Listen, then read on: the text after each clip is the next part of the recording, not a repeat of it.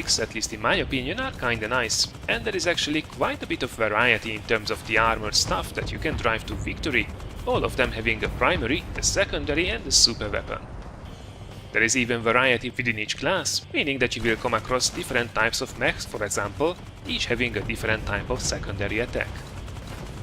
Now you can jump in and out of these on the fly, and while it takes a while to ramp things up in the campaign, the later maps where you have all kinds of machines lying around waiting for you, it's actually quite fun to blow everything up in a walking mech, then jump into an attack helicopter to dispense justice from above, and then finally jump into a tank to just charge through the enemy positions. I definitely got the retro vibe in the second half of the campaign, as I was battling huge helicopter bosses and uber mechs to get through the next level.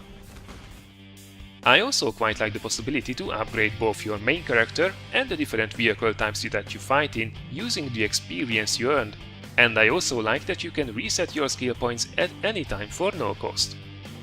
You will earn experience and the skill points always for the machine that you are using, plus your main character, so if you want, you can focus on a couple of types only to really max them out, even if I think variety is overall a lot more fun. I also like the old school approach of a set amount of lives for your main character, after which you have to restart the level.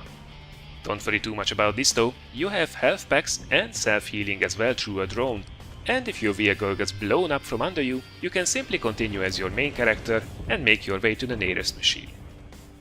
Also, although I don't think this was intended, I found it absolutely hilarious that you have to avoid enemy artillery a lot in this game as well. Well, I guess it's a wargaming title after all. Alright, now however, it's time for my gripes with this game.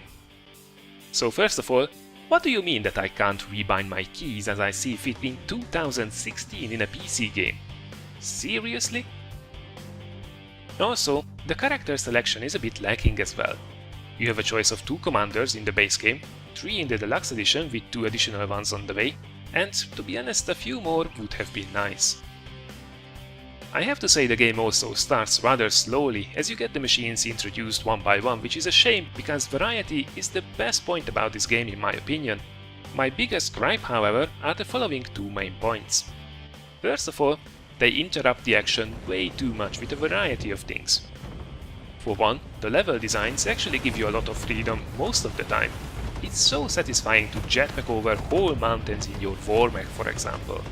Well, except when it doesn't, and it forces you down on corridors for no apparent reason.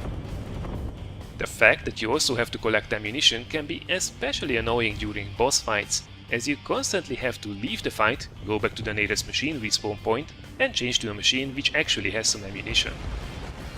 You also progress the fight through completing one task after another, but their locations are all over the map, forcing you to do quite a bit of backtracking. Add to this the times when you had to retreat to get a health pack or to change to another machine because you did run out of ammunition, and you end up spending way too much time outside of combat for my liking. You also can't spend your well-earned skill points then and there where you earn them, you can only do so between the actual levels, which is kinda a shame. And you also can't skip the intro for each chapter where they show you what your main goal will be. That said, at least you can skip the main story between the actual levels, which is actually a good thing, as they managed to design the narrator for these to be the most annoying thing in the universe. And my second big point is, I think